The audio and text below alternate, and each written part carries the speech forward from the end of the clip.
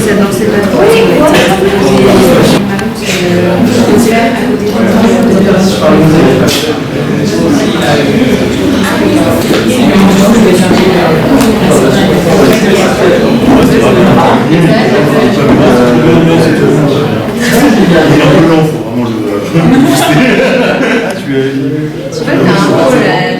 Non, mais c'est absolument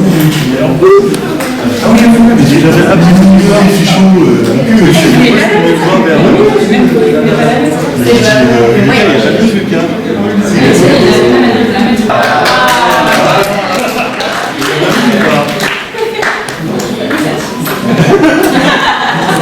C'est la garde des fichons.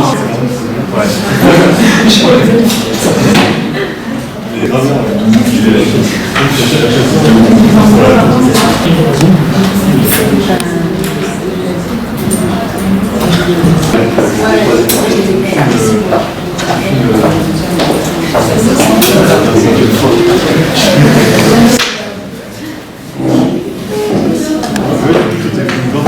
Moi je suis une grande.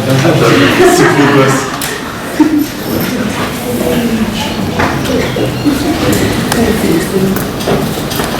Attendez-vous encore des invités? Peut-être, je suis pas sûr. Il y a des gens qui. Non, je pense qu'il y a tout le monde. Je parle des gens très proches, pas des gens qui ne savent pas. Je pense ça.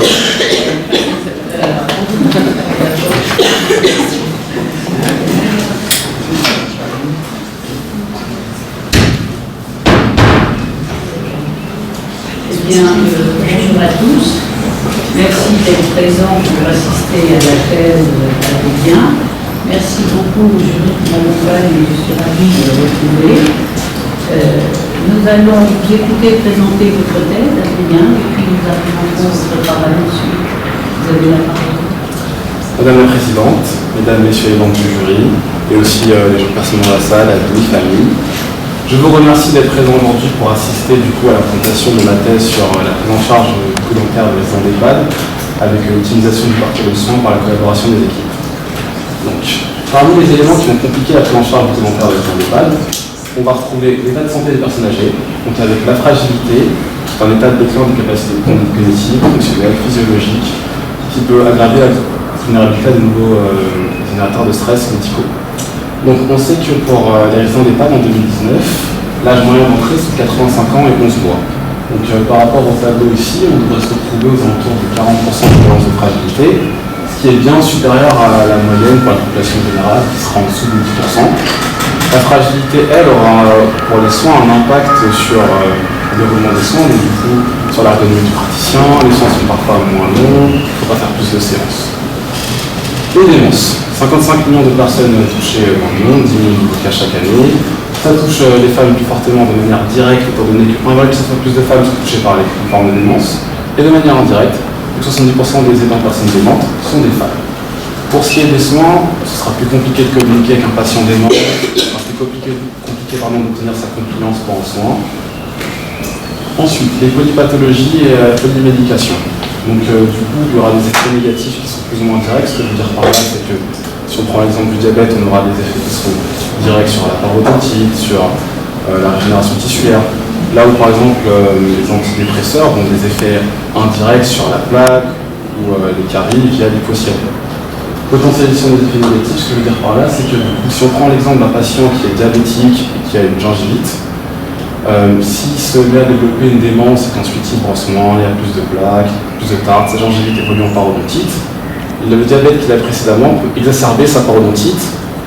Et pour les personnes âgées, il y a aussi une troisième dimension qui est le rapport avec la santé générale. Donc si on reprend le même patient du coup donc avec son diabète et maintenant sa parodontite peut lui induire une infection pulmonaire, entraîner carrément son décès. Donc il y a vraiment une dimension avec le rapport entre les maladies chroniques, l'état de santé bucco-dentaire et l'état de santé générale qui est à prendre en compte avec les personnes âgées et les EHPAD.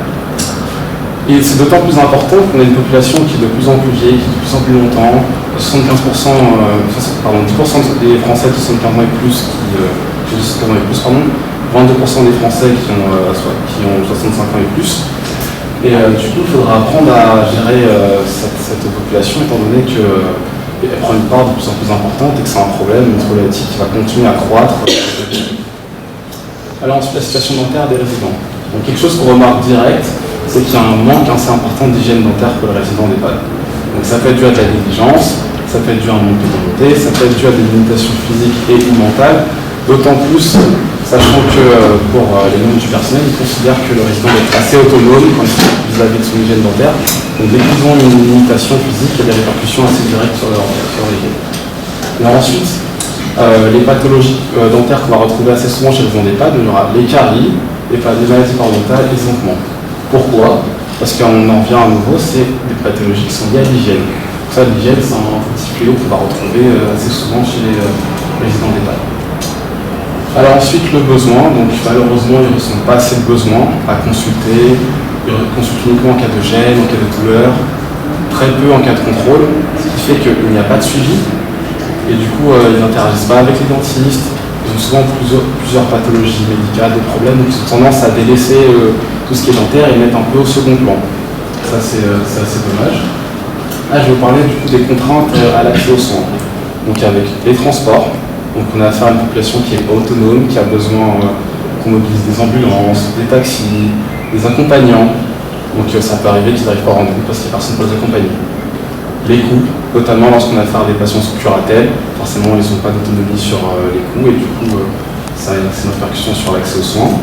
La démographie des professionnels, donc on sait que les chirurgiens dentistes sont répartis de manière inégale sur le territoire, souvent dans les grandes villes, dans les villes qui possèdent des facultés d'odontologie, donc ça crée des inégalités et ça crée du coup des problèmes d'accès aux soins pour certains résidents. Et enfin la peur. Donc on sait qu'on parle de personnes âgées qui ont pu être traitées aussi étant enfants il y a un certain temps avec certaines méthodes, ils ont pu développer des traumatismes, des peurs, ça se répercute ensuite à l'âge adulte et à l'âge avancé, ils peuvent avoir des réticences à venir interagir avec les dentistes justement à cause de ces peurs. Là je vais vous parler un peu plus du coup des structures d'accueil. Donc on sait que la politique, surtout la politique de santé de l'EHPAD peut influencer la prise en charge des résidents. Si, et c'est souvent le cas, tout ce qui est dentaire est mis un peu au second plan, mis un peu après la médecine classique, ça se répercute sur la santé du coup, et la prise en charge du dentaire des résidents. Là, le personnel, donc selon ceux qui disent eux-mêmes, selon ceux qui disent eux-mêmes, selon ce que moi je trouve avoir remarqué, selon ce que les experts remarquent, ils ne sont pas assez bien formés.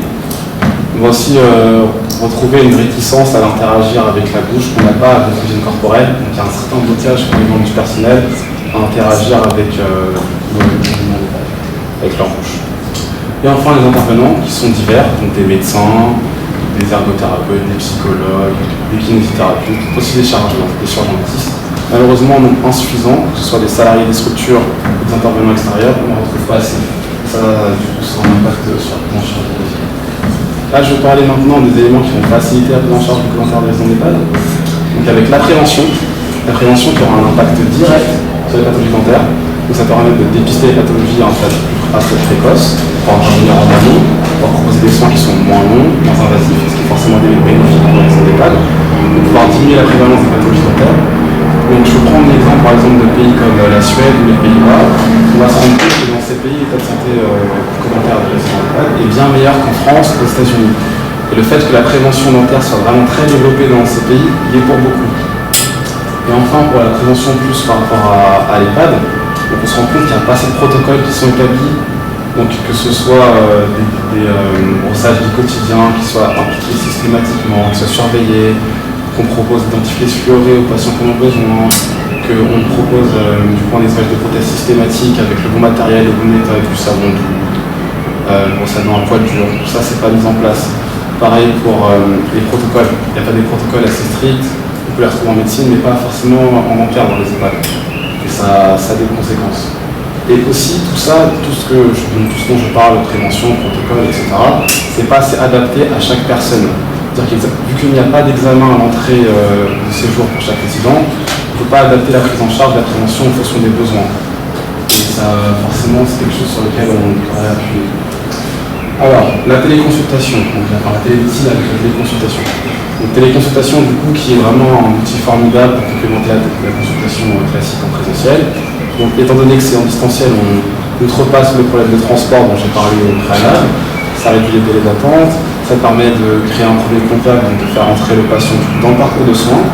On peut aussi jauger la faisabilité des soins, de la confiance du patient, aussi la possibilité de pouvoir prodiguer des conseils aux membres du personnel, étant donné que lors d'une consultation d'EHPAD, téléconsultation du coup, on aura un praticien qui interagit avec le résident accompagné par le membre du personnel, donc la possibilité de donner des petites astuces et de transmettre des connaissances.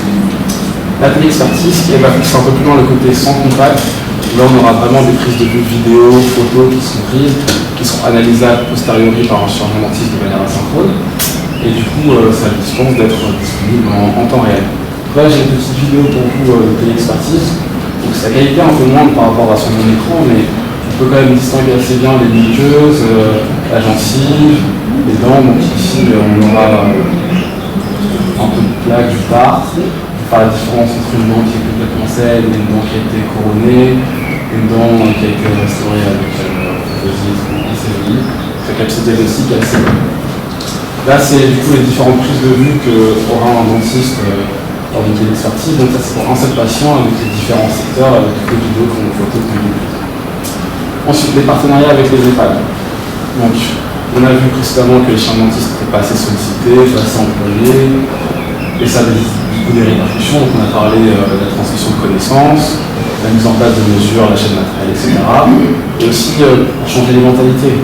On sait que dans les EHPAD, ils essayent de maintenir les résidents en bonne santé générale, mais cela n'est pas possible si on les maintient pas en bonne santé orale. Et ça, les dentistes peuvent venir aider à changer cette mentalité que la médecine générale et la médecine dentaire, c'est pas séparé tout en un lien. Là, je vais vous parler du coup de quelque chose qui est assez récent, qui a été approuvé il y a un mois, c'est l'assistance de niveau 2. Donc, en plus des actes classiques que les assistants peuvent faire, ils peuvent faire du coup des actes de radiologie, des actes prophylactiques. Nous, comment ça nous aide du coup pour les prises en charge des EHPAD, c'est qu'ils pourront aller sur le terrain, transmettre des connaissances, faire des dépistages, faire de la prophylaxie. Donc tout ce que les dentistes étaient les seuls à pouvoir faire, ils pourront le faire également. Maintenant, il y a des limites. Donc, quid de leur formation, de leur capacité à dépister, ils n'ont pas eu la même formation que nous, peut-être qu'ils font des erreurs. Et aussi, selon ce qui a été établi dans les textes, ils sont censés être sous la responsabilité d'un dentiste et être au contact d'un dentiste en tout temps. Ils ne sont pas censés être autonomes à 100%. Donc, est-ce que ça pourra vraiment être un remplacement ou seulement une aide? Ça reste à voir dans les années. Donc là maintenant, je vais vous parler de deux actions du coup, qui pour moi sont vraiment des actions complètes, qui font de la prévention jusqu'aux soins, qui sont vraiment ce dont on doit tendre à l'avenir. Et donc la première action du coup, qui est une action pour une équipe qui a été réalisée par une équipe composée de moi, professeur Foliguet et Dr Pourlier lorsqu'il était encore étudiant. Donc on a fait un dépistage des résidents dans d'une EHPAD. On a fait une petite action de promotion de la santé auprès des membres du personnel également. On leur a proposé de venir à Lumouriez pour poursuivre les soins. Ça, c'est du coup dans une phase du 92. Donc là, pour un résident, comment ça s'est passé le dépistage à l'américaine. Donc on a réalisé des petites fiches cliniques, des informations assez simples, assez sommaires, mais qui fonctionnaient bien pour les besoins des résidents, les besoins des EHPAD et les besoins de mission. Et ensuite, du coup là, c'est l'exemple d'un résident précis. Donc ce qui est assez intéressant à noter, c'est que ce résident, initialement, il ne voulait pas poursuivre les soins à Lumouriez. Il préférait s'arrêter là, mais je pense que le fait d'avoir vu des dentistes, d'avoir été en contact, qu'on ait parlé, qu'on ait qu'il y a eu d'autres résidents accepter de venir faire les soins, il s'est dit pourquoi pas moi aussi, et ça prouve que le fait de voir des dentistes, ça peut avoir un impact du coup sur la prise en charge des résidents. Donc c'est un patient d'EHPAD assez classique, avec des pathologies plus ou moins traitées, avec la séparation politique. Et du coup, quand il a accepté de venir à Lumouriez, il a pu avoir un examen clinique, un peu plus poussé que ce que nous on avait fait, un examen radiologique complet. Il a même pu avoir des soins. Et du coup, pour lui, ça s'est très bien passé. Il y a eu des soins sous-dits, composites. Pour l'administration, il a même eu le traitement de dentiste. Donc vraiment, ça se passe vraiment bien. Il a des prothèses qui sont en cours de réalisation. C'est pas la réalité clinique pour tous les résidents d'EHPAD. Parfois, on est obligé de faire des soins uniquement sous CVI, on ne peut pas mettre la dit. Les dents qui peuvent être restaurées endodontiquement, on les extrait. Mais bon, on est content que pour lui, ça s'est bien passé. Et là, du coup, c'est vraiment l'exemple d'un résident qui peut profiter de notre action de A à Z, vraiment de la prévention jusqu'aux soins, et qui, je pense, notre action n'a pas pu rentrer dans le parcours de soins, ou en tout cas pas aussi facilement. Et du coup, la deuxième action qui qui s'est passé dans le Finistère, qui s'appelle le Brest du Cobus. Donc c'est la fondation IDIS qui a fait un constat. Ils se sont rendus compte que les enfants handicapés et les gens d'EHPAD ne bénéficient pas de la même offre de soins que la population classique. Et du coup, pour y remédier, ils ont décidé de monter du coup un programme. Donc on parlait de collaboration des équipes, là c'est vraiment le cas, donc du coup c'est la fondation IDIS qui s'est associée avec le Conseil de l'Ordre, avec l'assurance maladie, l'ARS, le Conseil départemental du Finistère et le CHU de Brest. On a un programme, vraiment un projet complet du coup qui va la prévention du sous-soin. Et donc pour la prévention, ils ont formé des référents du coup dentaire. Ces référents c'était des infirmiers, des aides-soignants, des aidants des structures du coup concernées. Ce qui est vraiment intéressant, c'est que du coup tout ce qui a été transmis comme connaissance, toutes les connaissances qui étaient transmises, du coup ils ont transmis aux autres membres du personnel, donc rien ne s'est perdu. Ça a été vraiment bien pensé, rien ne s'est perdu, tout s'est transmis. Et ensuite, ces référents, ils ont fait des actions de prévention. Par action de prévention, je veux dire des dépistages, ils ont acheté du matériel, ils ont nettoyé les prothèses, les gants. On parlait du coup d'examen à l'entrée et en cours de séjour, ils les ont fait. Ils ont aussi été formés à l'usage de caméras intrabuccales du coup pour la téléexpertise. Donc ils ont fait des prises de vue, des vidéos, qui ont été envoyées aux chirurgiens dentistes du CHU de Brest. Donc ces chirurgiens dentistes, du coup, ils ont analysé, ils ont orienté un peu tout ça. Et ils ont décidé d'envoyer les patients soit vers les praticiens du CHU, soit vers les praticiens de ville, soit vers les praticiens du Brest du Cobus, enfin le praticien du Brest du Cobus. Là pareil c'est efficace parce que le bus du coup se déplace, on outrepasse pour prendre le déplacement. Et du coup je vous montre comment fait le bus. Donc on a un accès classique, on a un accès pour les personnes qui réduisent, on a du coup le fauteuil, une lit diabétique, les lumières, donc c'est vraiment complet, il y a tout ce qu'il faut. C'est aussi adapté du coup pour les personnes âgées et pour les personnes handicapées, le fauteuil peut se déplacer, les soublettes. On a même une petite nouveauté, c'est la plateforme de Libra. Ça permet de soigner le patient dans son fauteuil. Et vu qu'elle est mobile et qu'on peut un peu l'incliner, la déplacer, ça permet de maintenir une bonne ergonomie pour le praticien. Donc c'est vraiment pratique, il y a tout ce qu'il faut, du coup, pas de radiomique, radio intra-orale très portable.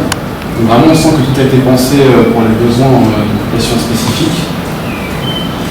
Il y a un petit espace du coup pour la stérilisation. Et ça, c'est pour moi l'exemple d'une action qui est vraiment complète, qui est bien réfléchie, qui est bien pensée, qui est globale et sur lequel il faudrait tendre à l'avenir pour la suite. Donc une petite synthèse, c'est pour moi, donc je vous parlais de 2 points qui pour moi sortent un peu du lot et qu'il faudra un peu mettre en valeur, qui est la prévention du coup, parce que ça agit en amont des soins, c'est bénéfique pour tous. Ce que je veux dire par là, c'est que ça permet d'instruire les patients, les résidents, du coup, les aidants, les membres du personnel, la famille. Il n'y a pas vraiment de points négatifs à la prévention. On permet d'intervenir en amont, proposer des soins plus courts, plus ou moins invasifs. Il n'y a que des points positifs. Donc, c'est vraiment quelque chose sur lequel il faudra axer plus de moyens. Et la collaboration entre les EHPAD et les chirurgiens dentistes. Parce que pour que ça marche, pour que ce soit efficace, il faut que les dentistes soient au cœur des projets. Il faut qu'ils s'intéressent les EHPAD. Ceux qui ont les connaissances, ceux qui peuvent faire rentrer les résidents de parcours de soins, ceux qui peuvent dépister, traiter, ceux qui vont permettre que ça fonctionne.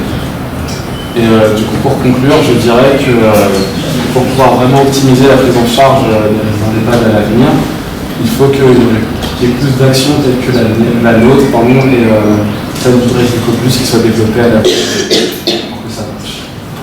Merci à tous.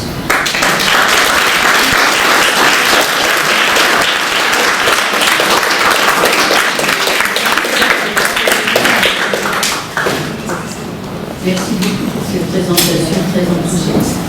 Non. J'espère que ça va continuer, que vous allez garder cet enthousiasme avec les personnes âgées, parce qu'effectivement, en général, il y a quelqu'un qui enthousiasme dès qu'on parle de résidents en EHPAD, c'est un peu compliqué. Mais là, vous, bien sûr, et puis Lucas, qui est maintenant de côté de la salle, ce que je trouve très bien dans ce travail, c'est que non seulement on a ce travail, mais c'est eux qui l'ont réalisé, c'est eux qui l'ont fait, qui sont impliqués. C'est pas juste une présentation qu'on a vue, à part le reste du Cobus, ça c'est effectivement pas vu. Et donc, je trouve très intéressant justement cette continuité qui est venue et mon souhait de finalement réaliser notre travail là-dessus. Je veux peut-être dire que vous n'en avez pas été soutenu, parce qu'on n'a pas beaucoup d'éléments négatifs dans cette présentation. On avait une partie de plaisir, mais je peux vous garantir que ça n'était pas tous les jours, je ne rigolais pas tous les jours, quand même. Bon, en tout cas, merci beaucoup. Nous allons augmenter votre travail. Madame le professeur Vital, s'il vous plaît. Merci Madame la Présidente. Adrien, je voulais vous remercier de m'avoir donné l'opportunité de partager ce moment et d'être témoin privilégié avec les proches, les amis. C'est bien avec la bande. Non, il en reste encore. Et de voir effectivement les collègues de ce jury, je n'ai pas vu pour certains jurys. Ça fait à double titre vraiment plaisir. Et je te remercie pour la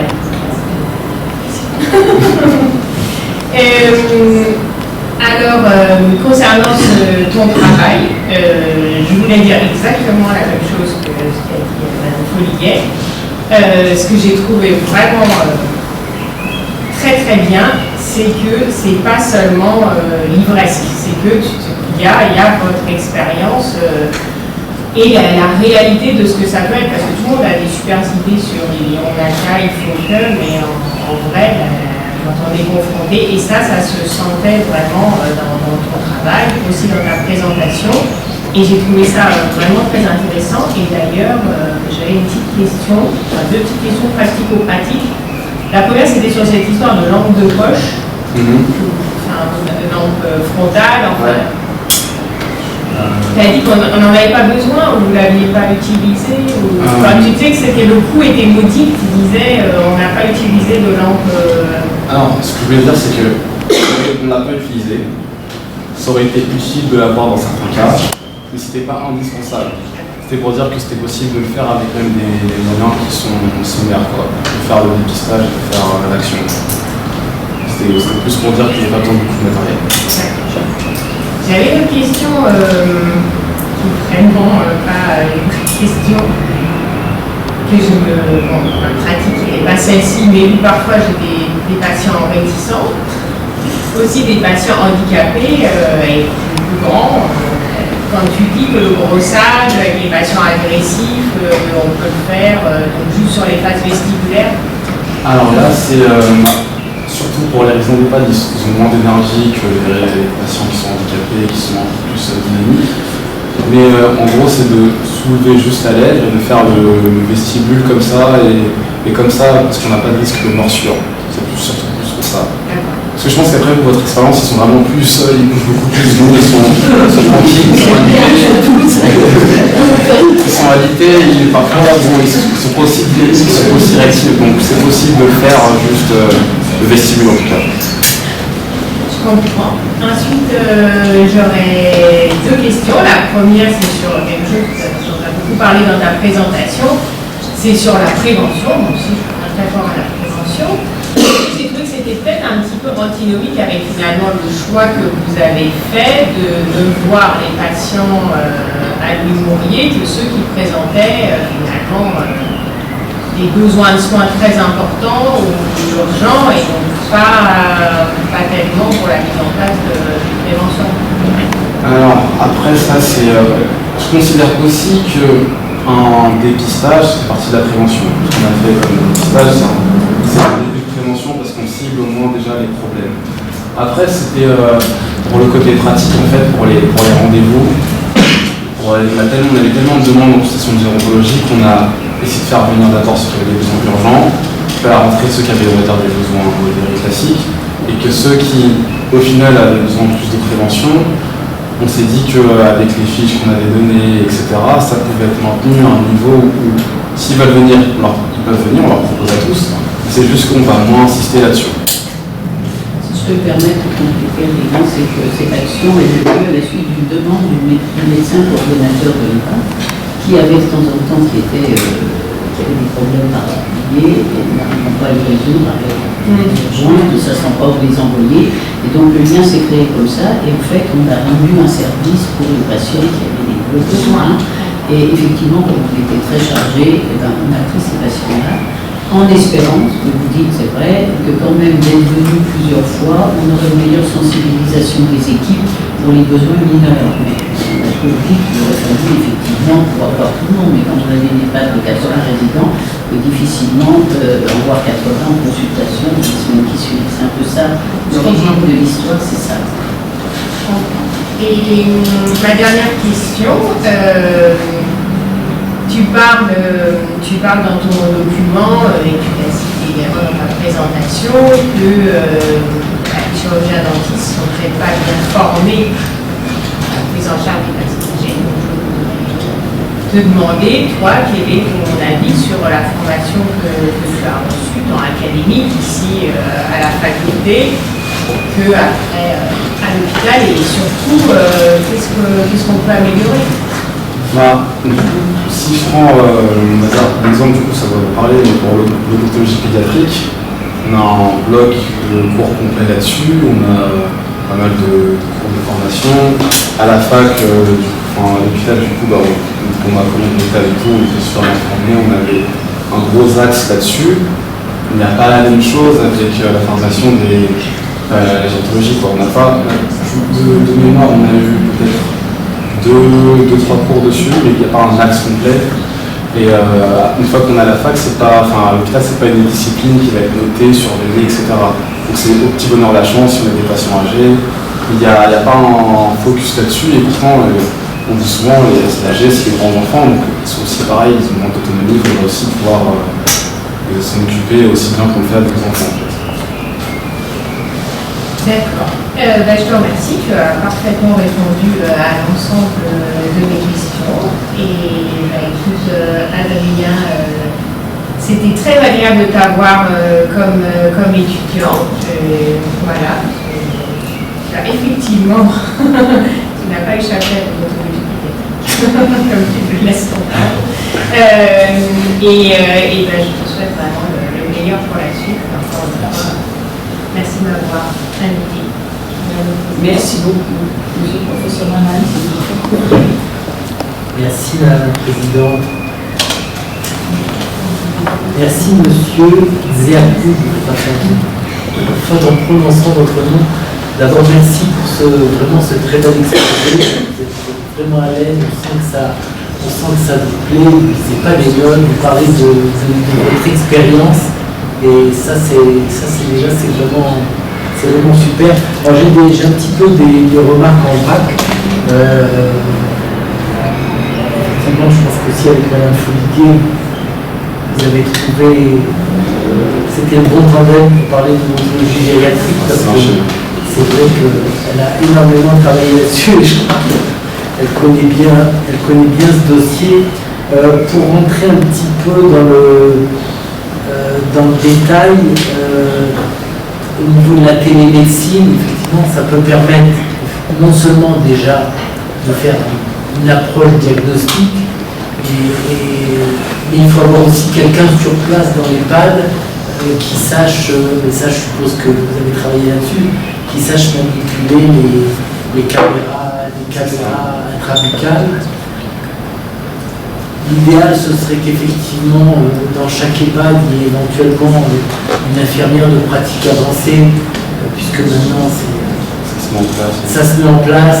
Et pour l'instant, elles sont plutôt prévues pour aider les médecins, soulager les médecins au niveau de la prise en charge des maladies chroniques et pour travailler dans les zones où il n'y a pas assez de médecins. Donc je ne suis pas sûr qu'on aura rapidement des infirmières de pratique avancée qui soient formées en odontologie.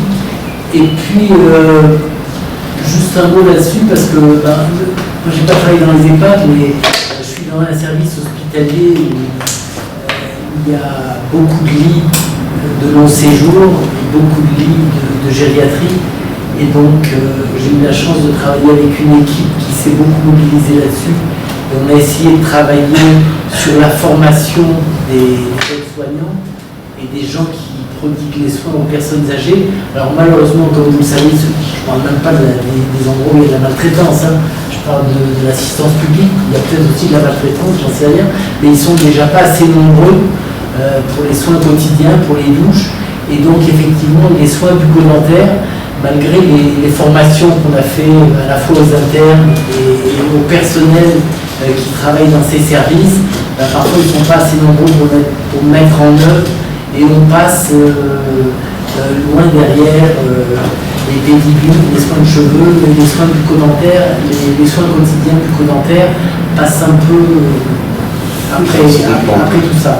Et aussi, ce qu'on avait remarqué en faisant un peu des enquêtes, et on n'était pas les seuls à l'avoir remarqué, c'est que les personnels qui doivent prodiguer ces soins, que ce soit les personnels non médicaux, voire même les personnels médicaux, étaient eux-mêmes, n'avaient pas forcément eux-mêmes, à titre personnel, une hygiène bucco-dentaire d'un niveau, je ne dis pas exceptionnel, mais même satisfaisant. On pouvait même voir parfois, et on les voit dans nos services, des bouches dans des états lamentables.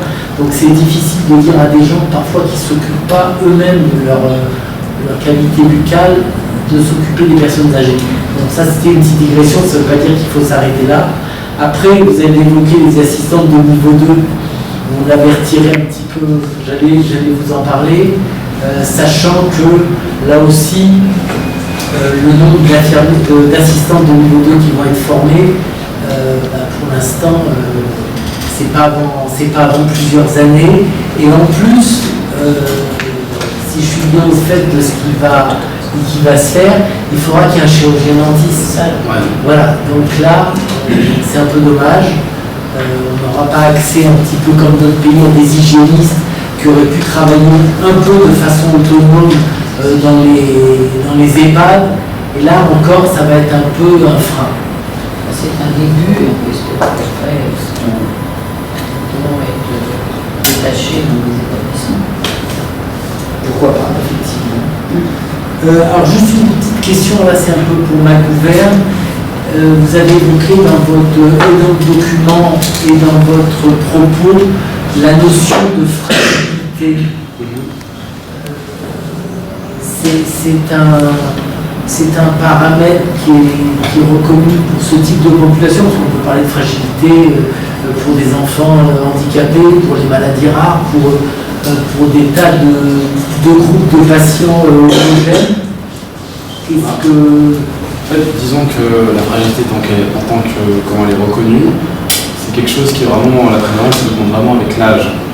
Et du coup, tout type de fragilité, que ce soit physique, mentale, etc. Et du coup, cette fragilité-là, en fait, vu qu'elle augmente avec l'âge, on sait qu'elle est beaucoup plus présente chez les résidents d'EHPAD qui vont entrer en EHPAD à partir de 5 ans, 75 ans, chez les personnes âgées, juste pour le fait qu'ils soient des personnes âgées, ils sont plus fragiles que la population en général. Merci.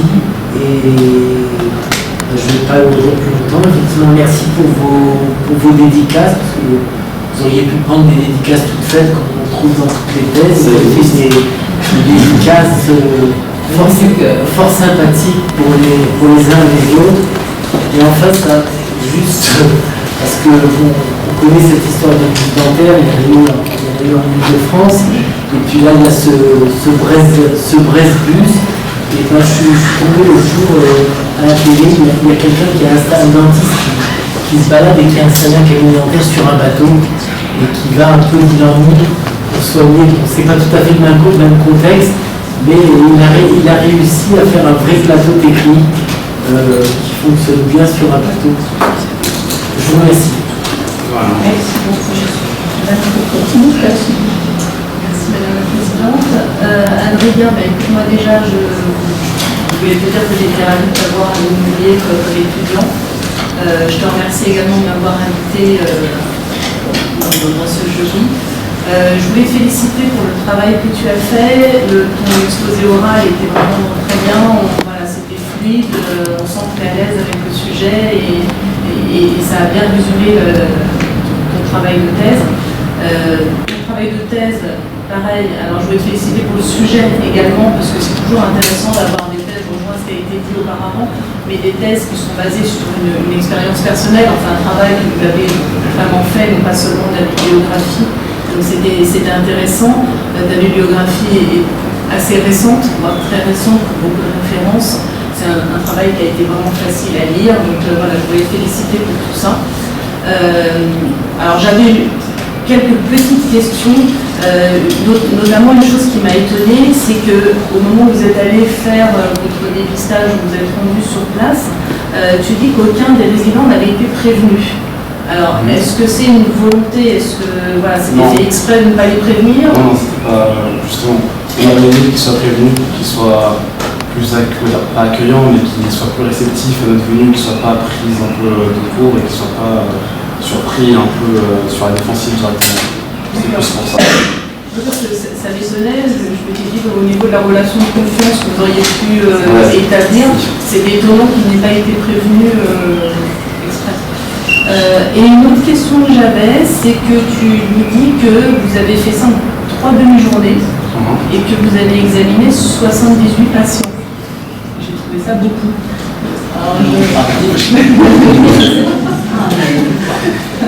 j'ai trouvé que voilà, c'était. Je voulais savoir juste comment vous vous étiez organisé. Je pense que vous avez travaillé avec Lucas, c'est ça? Ouais, Lucas, on était toujours des équipes de 2 ou 3. Donc ça faisait les camps qui regardaient, qui notaient les informations. Et s'ils étaient assez coopérants, ça allait assez vite. Et ça prenait pas plus de 10-15 minutes par. Moi je pense surtout à ceux qui étaient moins coopérants en fait. Ça peut être. Après, c'est ceux qui étaient pas coopérants jusqu'à un certain point, on pouvait juste pas le faire et on s'arrêtait là. On ne peut pas non plus les forcer. Donc ça, dire entre guillemets, ça devient une temps sur ce sujet-là. Mais on a quand même eu la majorité des résidents à qui on a pu faire le dépistage. Même si parfois il a fallu un peu parler, amadouer, etc. Tout ce qui est questionnaire médical, tout ça, vous aviez ça en amont, vous avez découvert ça sur place Je crois que le professeur Follier avait les informations en amont, de mémoire. Mais après, nous, on se basait surtout sur la clinique et sur l'état dentaire. Et l'autre chose que je voulais te demander, c'est, effectivement, tu as vu énormément de choses, je pense, l'année dernière à Louis Mourier, tu as eu quand même une bonne expérience par rapport à la prise en charge de ces personnes âgées. Comment tu penses, toi, intégrer tout ça dans ta propre pratique? Est-ce que est-ce que tu as envie de prendre en charge des personnes âgées? Est-ce que tu te sens prêt avec l'expérience que tu as eue? Comment tu peux intégrer ça? Je vois même des personnes âgées au cabinet, et c'est vrai que l'expérience que j'ai eue, ça m'aide beaucoup par rapport à. Je sais que si je n'avais pas fait gérontologie en 6e année, si je n'avais pas fait l'action dans les EHPAD, je n'avais pas fait la thèse pour m'inspirer un peu là-dessus, je n'aurais pas le même rapport, ce ne serait pas aussi simple, parce que je ne vais pas mentir, initialement aussi, pareil comme les personnes âgées, au début j'étais un peu comme ça, mais maintenant ça a changé, parce que j'ai dû apprendre comment ça marche, et je pense que je pense que c'est pareil avec les enfants, sauf ceux qui ont la fibre, mais si on n'a pas la fibre, on joue un peu comme ça, puis après on apprend les techniques, les méthodes, et si on sait ce qu'on fait entre guillemets, forcément on a plus envie de le faire aussi. Parfait. Écoute, je ne t'embête pas plus longtemps. En tout cas, voilà, je te renouvelle mes félicitations pour ton travail et puis pour la clarté de ton exposé qui a bien synthétisé ton travail. Merci. Monsieur le Dr. Paul, quel sentiment sur cette action? Déjà, Adrien, je te remercie de m'avoir invité à ces gens. Ça me fait très plaisir déjà. Je te remercie encore. J'ai bien aimé ta présentation. C'était clair et je pense que c'était accessible à tout le monde, donc ça c'était plutôt cool. J'ai bien aimé aussi, finalement, tu es allé plus loin que ce que tu avais écrit dans ton document et tu as complété tout ça, donc voilà, c'était plutôt bien. Et moi, ce que j'ai bien aimé aussi, c'est que tu as montré les photos du patient qu'on avait vu du coup à l'EHPAD et que moi, je n'avais pas eu la suite des soins. Et c'est vrai que ce patient-là, quand on l'avait vu, d'abord on se disait on ne pourra pas faire de soins avec lui, c'est quand même assez impressionnant de voir que il y a des onglets qui ont été posés, on a pu mettre la digue, donc voilà, c'est assez impressionnant, c'était plutôt bien. Hormis ça, concernant ton industrie, pareil, j'ai bien aimé. Et un truc que je voudrais souligner, c'est tous ces tableaux que tu as fait là dans la partie 2, donc tu as parlé de la fiche clinique, des fiches de dépistage. Mais je trouve qu'il y a un gros travail qu'il a fait, c'est en fait il a pris toutes ces fiches-là, il a fait des moyennes avec le nombre de résidents qu'on a vu, les moyennes de plats qui étaient visibles, le nombre de noms, et voilà, ça, je tenais à le souligner parce que pour le coup, j'imagine que c'est un gros travail de ta part. Voilà, vraiment un message, rien d'autre à dire. J'ai pas de questions à poser parce que tout était clair. En tout cas, moi je te félicite et puis pour le coup, je suis très content d'être là et très fier. C'était des bons moments qu'on a passés ensemble. On avait en consultation avec le de professeur juillet. Donc voilà, je te souhaite le meilleur pour la suite, que ce soit à titre professionnel et personnel. Puis j'espère qu'on fait ça comme il se doit. Merci. Merci beaucoup, monsieur le président. Moi, je voudrais associer mes félicitations à Adrien, je vous l'ai déjà dit. Je trouve que une fois que nous avons démarré, il a fallu démarrer le travail. On ne sait pas trop dans quelle direction aller exactement, mais une fois que vous vous êtes mis dedans, vous allez tout seul, comme un grand. Et c'est vrai que vous faites ressortir le travail que vous avez fait l'année dernière.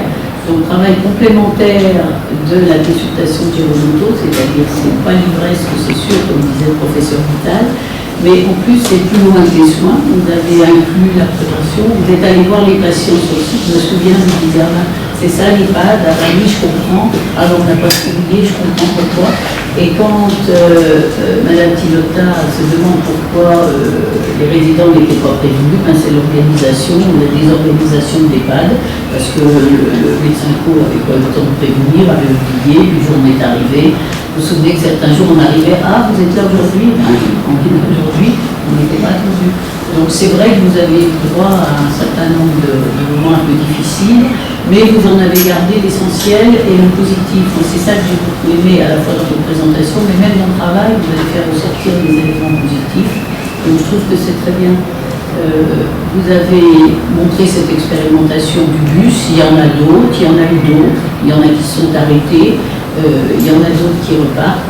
Il y a effectivement plusieurs possibilités pour prendre en charge les personnes âgées. Il y a la démarche d'aller vers, avec le principe d'un bus, d'un bateau, d'une pirogue, je ne sais pas, d'une péniche, et puis de les faire venir effectivement dans les services ou chez le praticien. Il faut reconnaître que c'est deux axes différents, mais je crois que pour la prise en charge des soins, moi personnellement, je préfère qu'ils soient pris en charge à l'hôpital, même si, dans une structure fixe, même s'il faut les déplacer, parce qu'il faut que le patient soit dans bonnes conditions.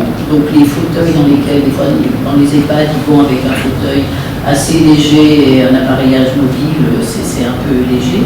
Et puis il faut que le praticien soit dans de bonnes conditions pour soigner aussi ces patients-là. Donc c'est bien d'aller vers eux pour des choses très très simples, effectivement on trouve des dépistages, mais pour une prise en charge globale, on voit dans nos services la difficulté que ça présente pour l'équipe, pour les accompagnants. Je crois que pouvoir mixer les deux, peut-être des choses simples, des mesures préventives à mettre en place en allant vers eux, et que les soins doivent être réservés dans des structures bien adaptées. Si le patient fait un malaise, si on a besoin d'une soignante, si on a besoin de 2 mains supplémentaires pour travailler. En tout cas, moi je vous félicite, je suis très contente de ce travail, de l'aboutissement, et je suis très contente de l'équipe que nous avons faite l'année dernière pour la consultation de l'auto, et je vous remercie aussi de l'implication que nous avons très régulièrement dans ce travail. Donc, Adrien, bravo, et j'espère effectivement que même vous allez soigner les patients âgés, parce qu'en fait, la réticence de la plupart des étudiants, c'est la méconnaissance qui vous dit dans cette réticence. Une fois qu'on connaît, qu'on a testé, qu'on a fait, on hésite moins. Donc, je crois que c'est ça aussi, de dire on n'ose pas, ce sont des patients fragiles, et donc on n'ose pas y aller. Mais je crois qu'il faut commencer un jour. Et je ne doute pas que vous le ferez, je sais que Lucas le fait également aussi au cabinet. Donc voilà, on a sauvé quelques patients. Merci beaucoup.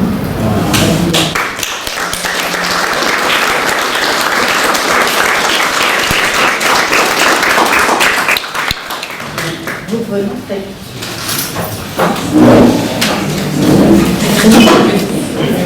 Tu peux dire qu'il y aura un petit encas dans la salle?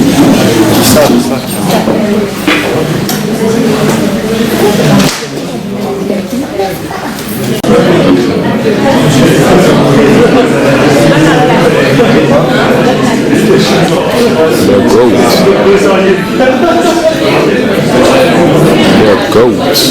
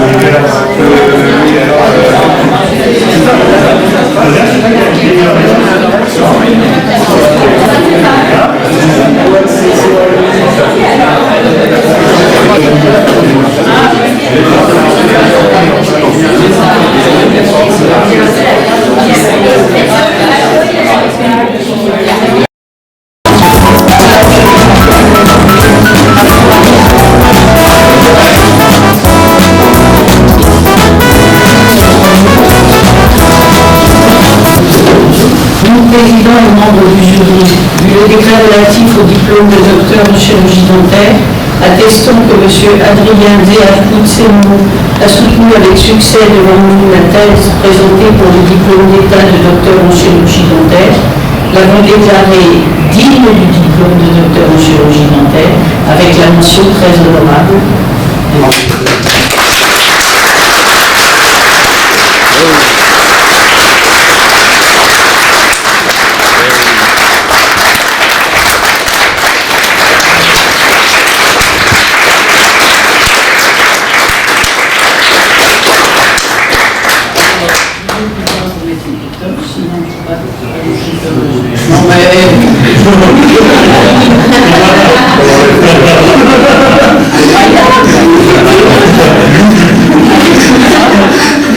Hop, voilà. Vous allez pouvoir lire le serment d'Hippocrate.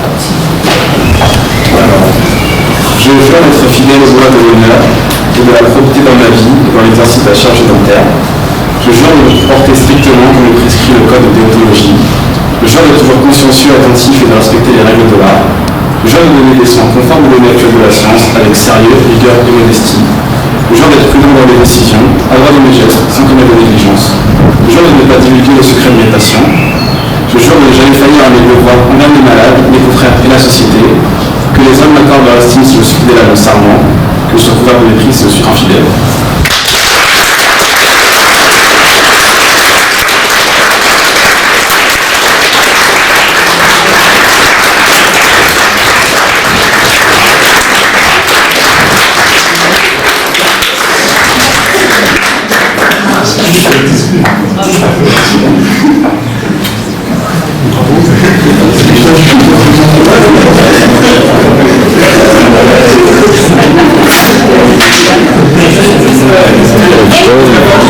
D'abord les c'est assez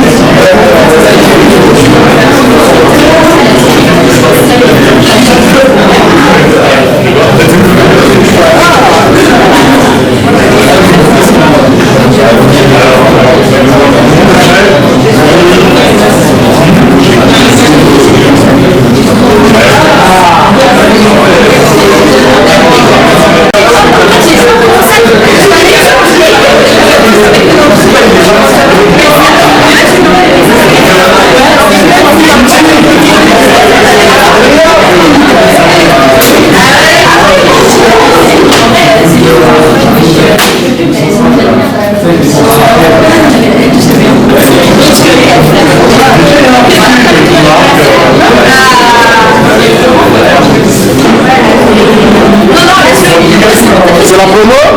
Ouais.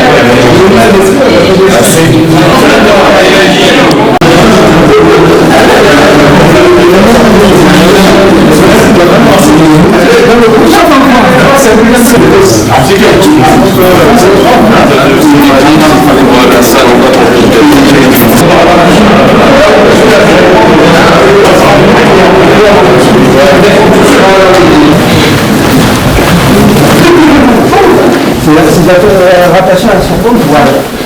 Donc ils ont passé le groupe déjà pour faire concurrence avec les unions. C'est chacun qui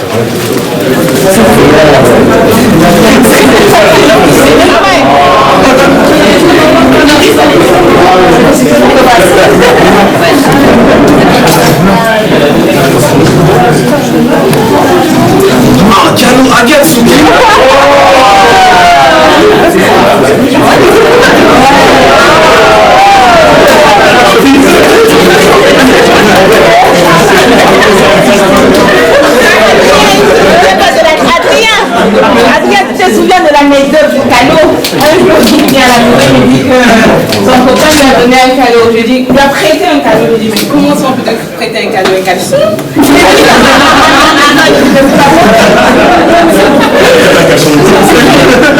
Mais ça ne se prête pas, ça.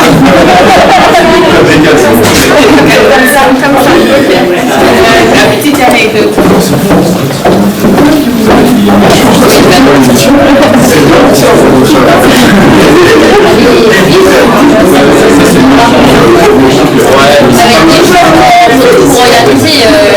On a pas mal.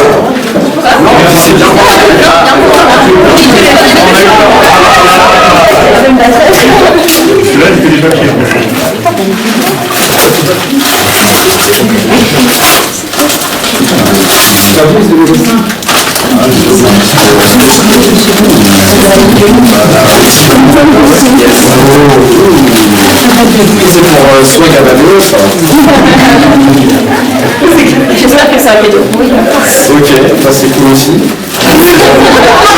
Je peux mettre ça parce que...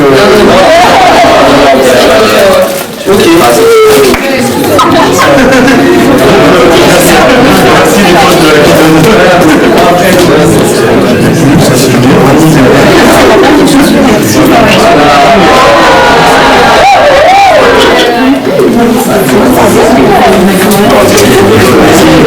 la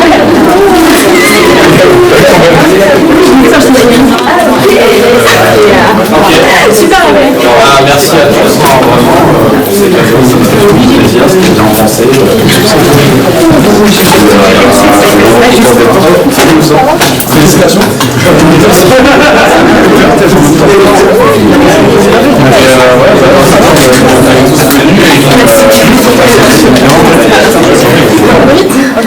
Et voilà.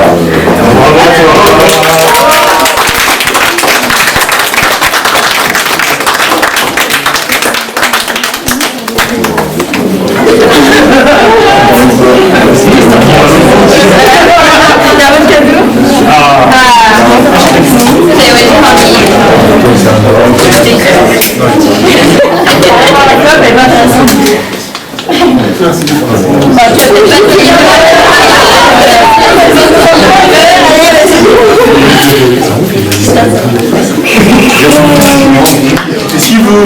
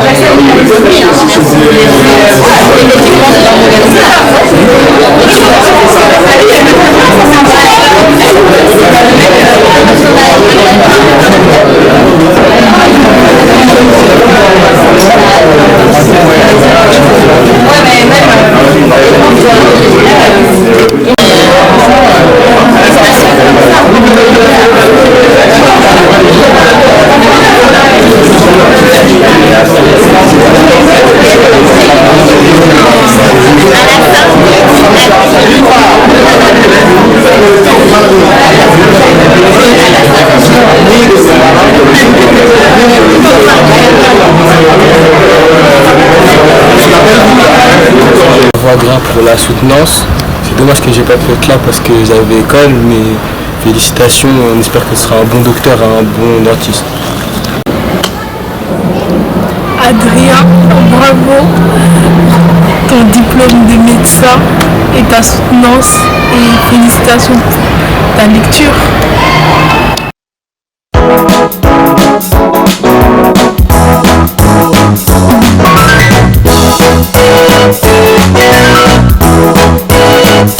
Yeah.